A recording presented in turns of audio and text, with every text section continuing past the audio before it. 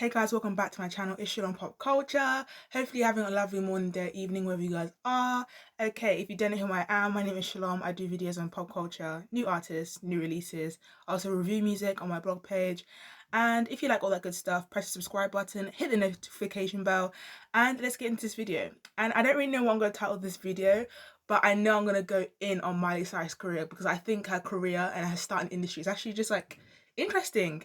And for those who think this video is going to be like 15 minutes long, like, do you think I'm going to fit Miley Cyrus' like long flipping career in a 15-20 minute video? No, it's going to be a long form 20-30 minute, however long it takes me to film this.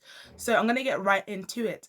If you don't know who Miley Cyrus is and how she got started, I'm going to give you a lovely background so you are familiar and you know everything I'm talking about. Okay, I'll be surprised if you don't, but for the people who don't, I will give you a background. So Miley Cyrus started her career at the age of 11 when she auditioned and got the part in the Disney smash hit show Hannah Montana. Initially, Miley was never actually supposed to get the role, as producers thought she was really young, or she looked too young, which I actually agree with. If you watch the audition tapes, which I'll put in the background, she does look quite young. So yeah, I do understand where they're coming from, really. And after 6 months of auditioning 1,000 girls, guys, do you know how many people that is? Like, imagine auditioning 1,000 people and they're like saying the same line over and over again. Like, do you know how tiring that is? Like, bro. Okay, so after 6 months of auditioning over 1,000 girls, executives brought Miley back and decided to give her the role at the age 12, which is a flex. Like, come on, 1,000 people and they actually come back to you. That's a flex. Come on, guys. You know what I mean? Okay. And if you've never watched Hannah Montana, which I'd be very shocked about, I'll just explain what the show is about. So it's basically where Miley would play the character of Miley Stewart, who lived a double life as a pop star.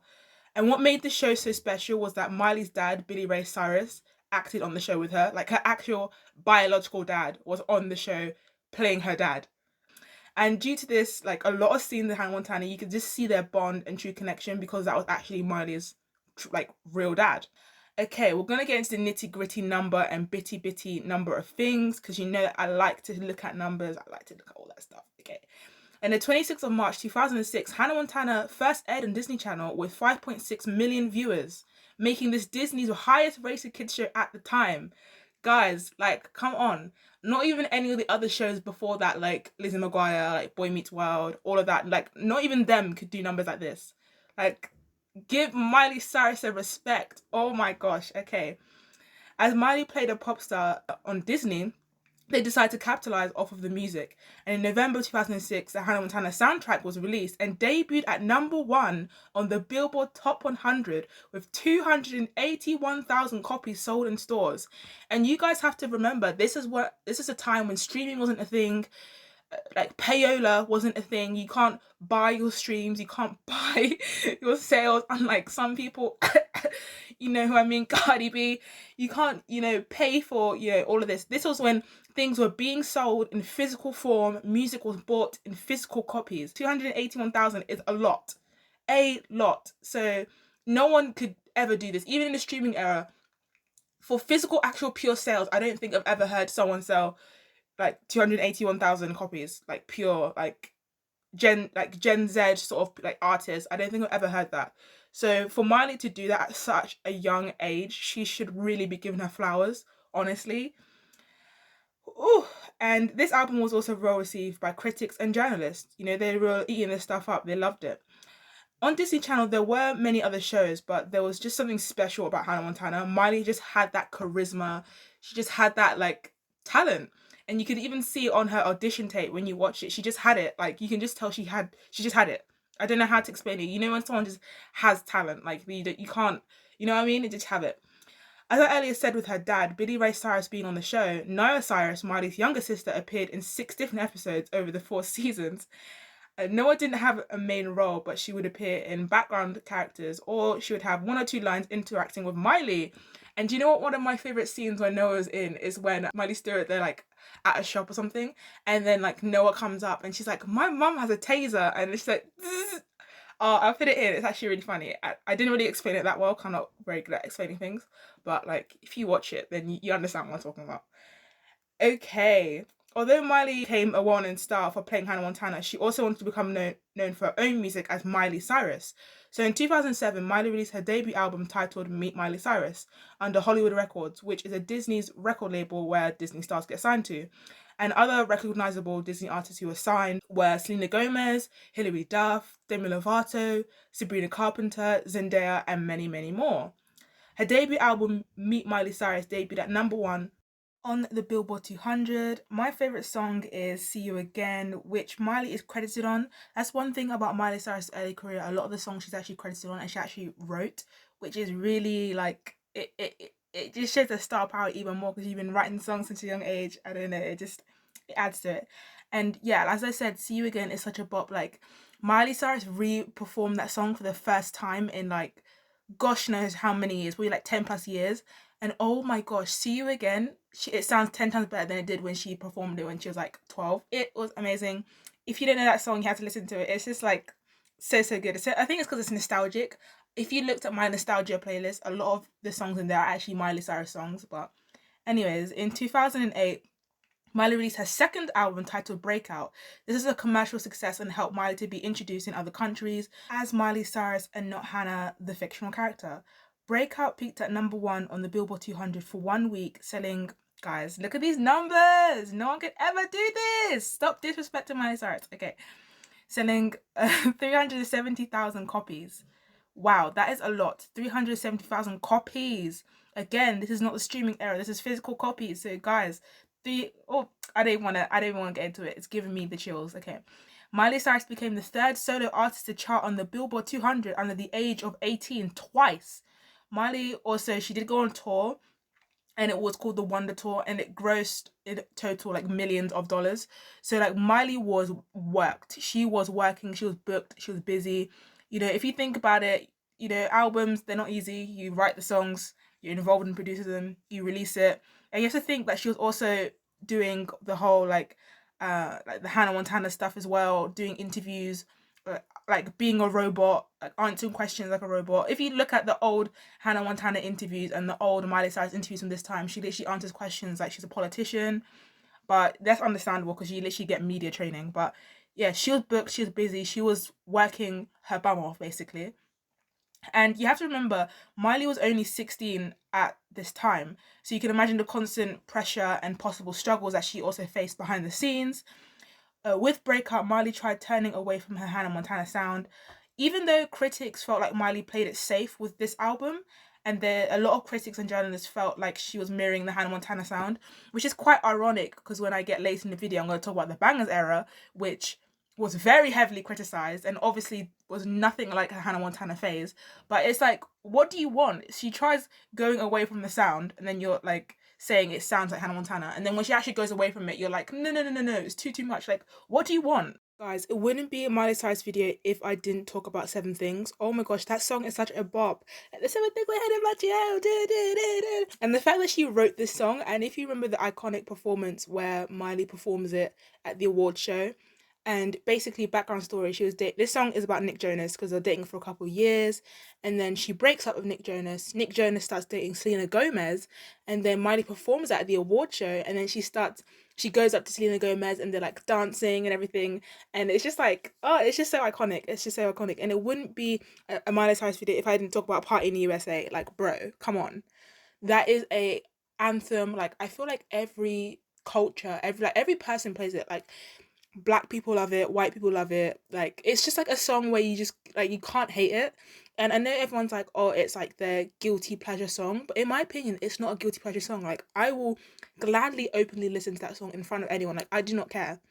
Like, that was just a cultural like reset. And the weird thing is that Party in the USA was actually intended for Jessie J, but because Jessie J is from the UK and she's British, it wouldn't really make that much sense to be like Party in the USA and be talking about kicks and stuff like that, because British people, we don't say kicks, we say like trainers, or like shoes. We don't say like the lingo in the song, it just wouldn't have fitted a British person because we just don't talk like that. So it was very smart for the song to be given to Miley Cyrus. And also The Climb as well was released in 2009, and that song is one of Miley Cyrus's best pop ballad songs.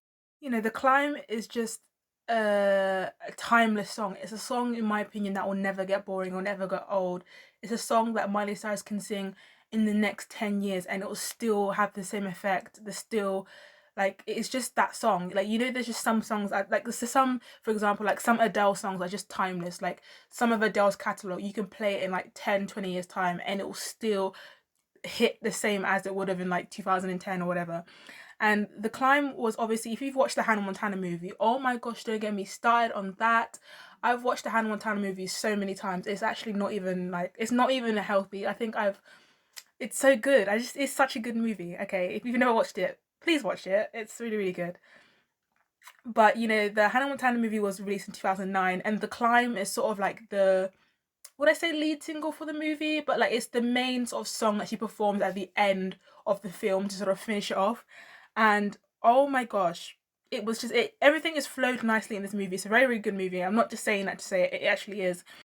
And the movie grossed $155 million in box office revenue when, you know, Disney only gave Miley Cyrus a 30 million budget.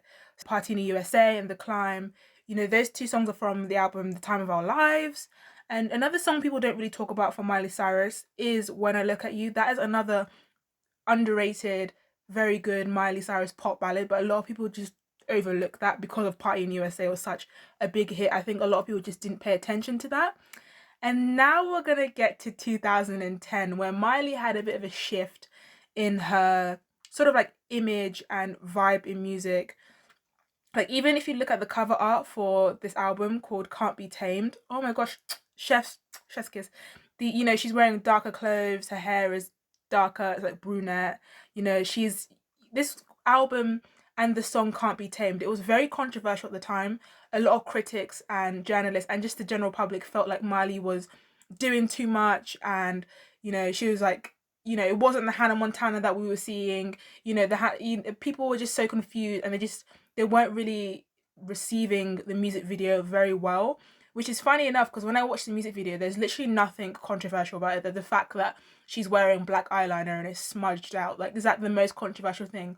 Honestly, if people back then could see music videos today, I think people would honestly have a heart attack with this stuff that we see music videos with, like girls half naked and the lyrics that we be hearing a lot of the time.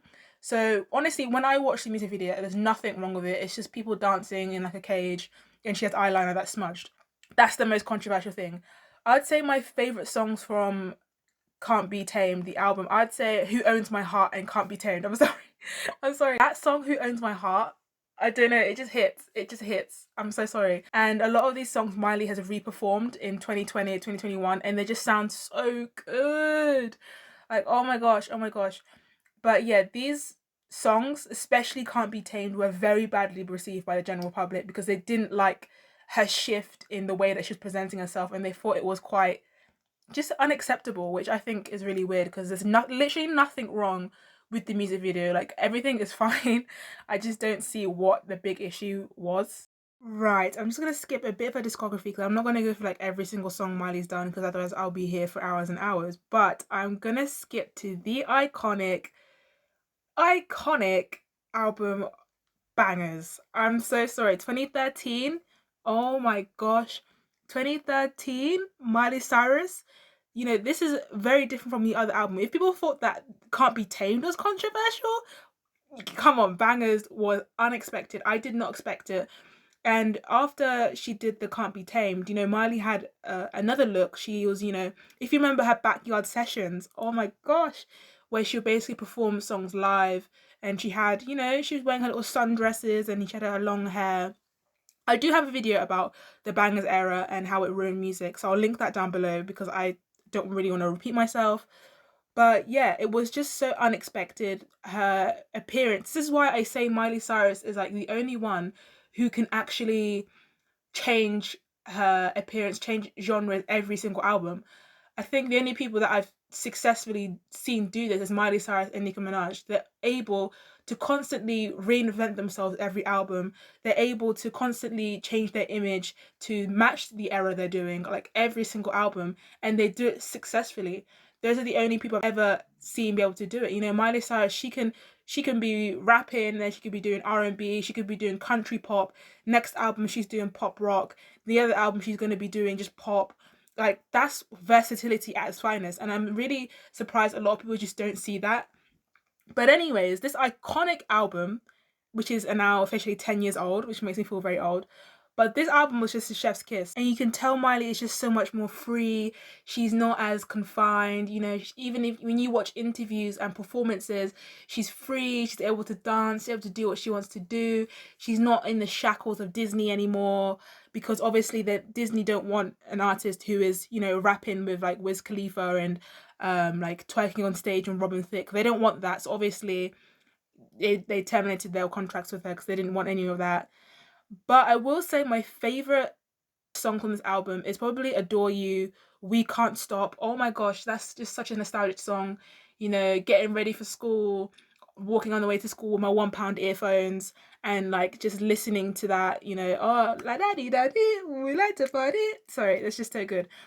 And I say Wrecking Ball, honestly, that was such an iconic moment. When Wrecking Ball was released, I think the earth shaked because it was just a music video we had never seen, like ever seen.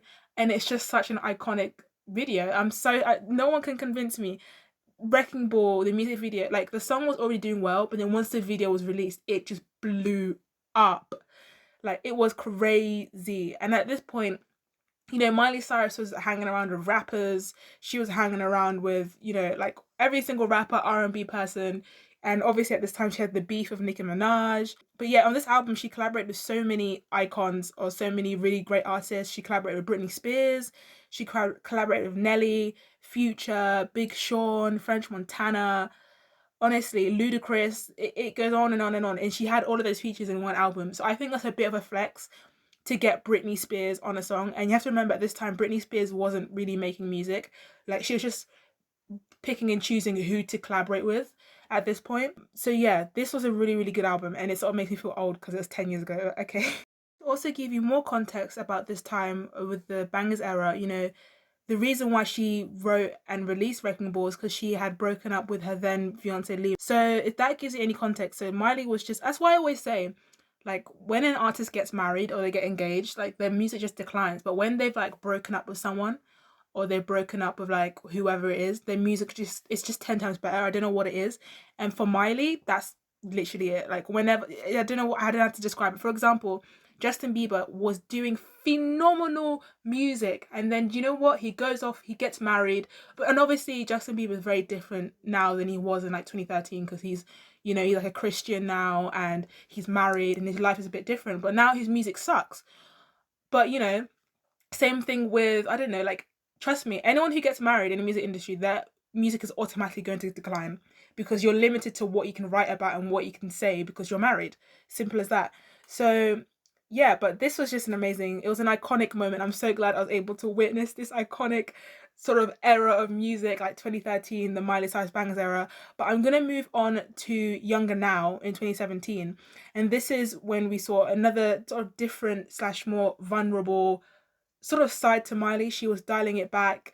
You know, she was, you know, wearing clothes, like wearing proper clothes again, not like see-through clothes and all of that. She was wearing, you know, proper clothes. She was going back to her roots of country music. You know, she's wearing country boots. She's wearing bandanas around her hair and around her wrist and her neck and stuff like that. So she was going back to her official roots. No one really talks about this album apart from Malibu because Malibu was like the standout single for the song. But honestly, this album is so much more than just Malibu. My favorite songs are Younger Now. But I will say, sorry, I'm about to say my favorite songs, but I will say the songs I'm about to name, they sound 20 times better when she performs them live. And I don't know what it is on Miley Cyrus. A lot of her catalogue, it just sounds so much better when she sings live. I don't know, it's like, they still sound good, you know, when you listen to them, but they just sound 30 times better when she performs them live. So my favorite songs are Younger Now, Malibu, A Week Without You. I'm trying to think from the top of my head. Yeah, I'd say those are my three favorite songs. Those are so good. And this album didn't have any features on it apart from Dolly Parton, but I don't really count as a feature because they featured so many times. They sang so many times together. Like, honestly, it's sort of a bit boring now when Miley does anything with Dolly Parton because it's like, bro, you do like everything with her. I'm sort of a bit tired of hearing a Jolene duet with Dolly Parton and Miley Cyrus. It's a bit like recycled now, if you know what I mean. So Younger Now was released in 2017, and then Miley took a bit of a gap and a bit of a break from the industry, and she came back with her album titled She Is Coming. And she only took like a 2 year break, but you know, in the industry nowadays, when people take breaks, you know, because people have such short attention spans, they constantly want music. But you know, I think Miley deserved that break. She really did deserve it. You know, she'd been grinding since she was like 12 years old. Give her like a break. And it wasn't really a break because in that time frame, she was writing songs for the album She Is Coming. So it wasn't really a break, but like it sort of was. I'd say my favorite songs from the album is Mother's Daughter and Slide Away. And you have to remember, you know, because obviously Miley and Liam, they had broken up in the Bangerz era, and they had gotten, by 2017 Younger Now, they were back together again. And they, you know, within that span from like 2017 2019, they had gotten engaged again. And she released the song Slide Away because they had gotten together and they actually got married. So when she released Slide Away in 2019, that was when they'd basically divorced and they'd broken up. So it was very emotional. That's another great, amazing, underrated. I'm not just saying that to say it, but it's such an underrated song by Miley Cyrus, Slide Away. No one really cares about that song, but I'm telling you, listen to that song. It's so good. Her vocals are on point, and she even performed at the VMAs for like to promote the song, and that was the best performance of the whole night. I can confidently say that her vocals were on point, the lighting, everything was just so simplistic, but it just worked, and everything was on point.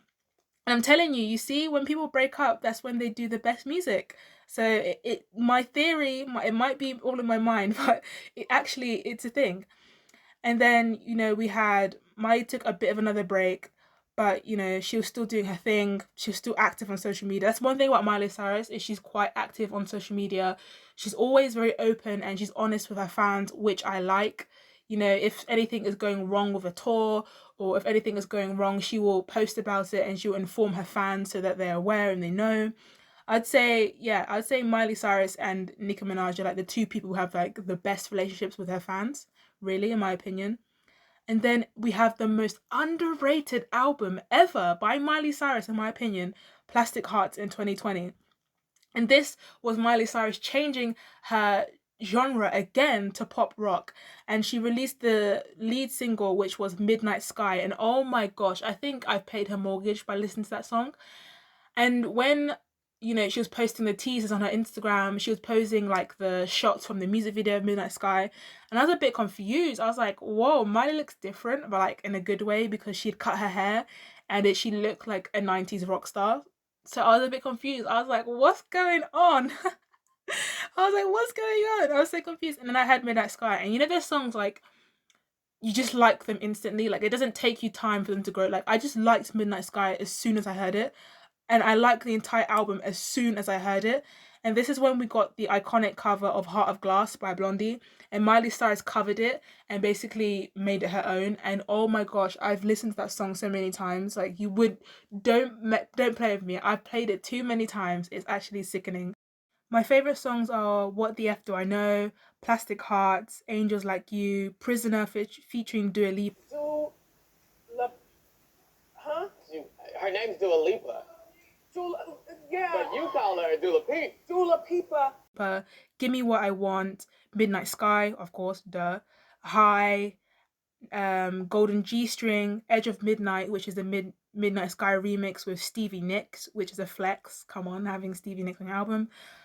And Heart of Glass. And Heart of Glass wasn't actually supposed to be on the album, but because when she performed at the iHeart Music Radio Festival, it blew up so much and people were just begging her to put it on the album that she just added it on at the last minute.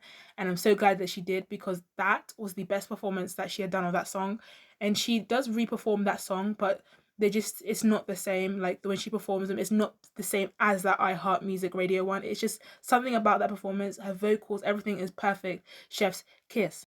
And you know, Miley was working, she was doing interviews, she was doing live performances. She even did a live performance and she put it on her YouTube channel for free, guys, for free. If you want to check that out, she killed it. She did amazing.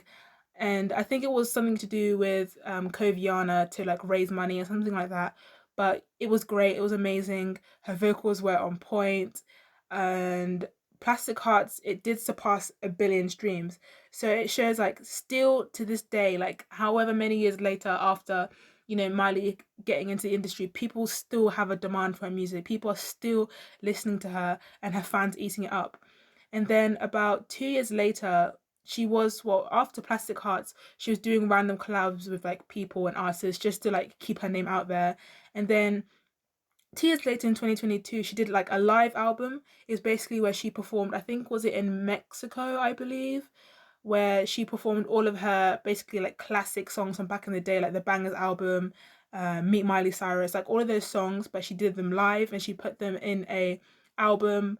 And yeah, there's nothing really much to say about it. It was mainly just for her like core fan base. She didn't really promote it, to be honest. She sort of just said, well, I'm performing live here, and here are some live sort of clips of me performing. So like there we go, take it or leave it, you know what I mean? And then in 2023 we have Endless Summer Vacation. And the cover art, I'm not gonna lie, the cover art, I like that. It's simple, it's to the point, it's great, it's chef's kiss. It's just, it is what it is. I wouldn't say it's like awing, doesn't give me a choke, it doesn't make me in a chokehold or anything. It's like, it's cute. It's like alright. I have reviewed Flowers and I reviewed Endless Summer Vacation on my blog page, so I will link that down below for you guys. But this album, it does have good songs in it, but is it as good as Plastic Hearts? No, it's not as good. And I like Miley. Miley broke a lot of records with this song. I'll say my favorite songs are Used to Be Young, Flowers, Jaded, Wonder Woman, The Flowers demo, and Rose Colored Lenses. I'd say those are my favorite songs. And Miley Cyrus broke many records with Flowers. She was the first woman. It was like one of the first, I can't remember, I'll put the stats on the screen, but I think it's one of the most streamed songs on Spotify within like 24 hours or something like that, but I will put it on the screen. And Flowers, it's got a lot of streams. I will put everything on the screen, don't worry. But with Flowers, I expected Miley to do maybe like 300K first week. With the stats and stuff that she broke, the records she broke, I was expecting maybe for her to sell at least 300, and especially as Miley Cyrus, like the where she is in her career at the moment, I would have expected her to sell at least maybe like 300K first week. But she only ended up selling 150K, and I'm not saying that's bad, but if that was any other artist, I would be saying that's payola. I'm really sorry. I love me some Miley, but that is just a bit suspicious. Like Flowers has, I think, like over 1 billion streams. It was one of the, like, it broke so many records, and it was number one in the UK for weeks on end. It's still, I believe, it's still in the charts in the UK. It was number one in the Billboard for weeks on end. So and you only sell 150K first week. I'm really sorry, but it does scream payola to me. The numbers are not numbering, they're not adding up. That's the only thing I have with this album. But I believe Plastic Hearts is better than Endless Summer Vacation, in my opinion. Respectfully. Also, what was really nice to see is that Disney, teamed up again with Miley Cyrus, like Disney Plus, to do like a performance for the songs. So it was basically songs from Endless Summer Vacation, like a performance. So it's nice to see Disney and Miley Cyrus back together again, because the last time they were working together, obviously, it was like before the Bangerz era, so like 2012 or something, and now we're in 2023. So it was nice just to see that. And her vocals now are very different. I'd say her voice is a lot deeper. I'm not saying that's a bad thing, but it's very sort of like raspy. Like it's Miley Cyrus. Her voice is a lot deeper. It's a lot raspier, and she has a lot more vocal control now, I would say, than she did, I don't know, a couple years ago. So it shows that she is improving vocally. And Used to Be Young is such an underrated song on the album, on End of Summer Vacation. It is so good. It, like, the songwriting and her pen game on that song is just great. But I will say one of the reasons why Flowers was so successful is because there were like hundreds of rumors going around that like Liam had cheated on Miley with this many people, and Miley was wearing the same dress as the person who Liam cheated on her with, and Miley was leaving like little clues in the music video with what she was wearing, the house that she was in. People were saying that Liam cheated on Miley in the house that she filmed the music video in, and she was wearing the same glasses that like this girl, and like he kissed or something, like all these crazy rumors, and they just went really viral, and people were just eating that stuff up. And You know, Liam didn't say anything. Liam kept quiet, which I'm not really surprised about because Liam is very like reserved and introverted. And to be honest, when Liam and Miley got married, I knew that wasn't going to last very long because Miley is very extroverted. She's very out there. She, you know, loves to party, loves to, you know, be out there. She's confident. She just doesn't care what anyone thinks. And I do love that for Miley. I would love that to be at a point where you just don't care what anyone thinks and you just do what makes you happy. And I know a lot of people do criticize the Bangerz era, saying, you know, she was doing this and doing that, but like, who cares? Like, half the stuff she was doing was just like, it's something you probably do in your bedroom at nighttime when your parents are sleeping. Like, you know, when she was twerking and dancing around, like, you probably do that in your bedroom, like, when your parents are asleep. Like, just leave her alone. Like, she's just having fun. She's not hurting anyone. Like, just let her be. That was sort of why Flowers blew up. But that's all I have for you today. Like, comment, share, subscribe. Hopefully I took you on a lovely memory lane of nostalgia, and hopefully you liked the video. Also like, so I know you liked it, and if not, then I'm gonna cry myself to sleep. But yeah, a lot of research and a lot of editing goes into these videos. So yeah, also subscribe, press the notification bell, check out my community tab because it is fun over there. I'll be posting a lot, especially if I don't post a video. So yeah, that's Shalom Pop Culture out. What does a dance number look like between the two of you? Like this. What?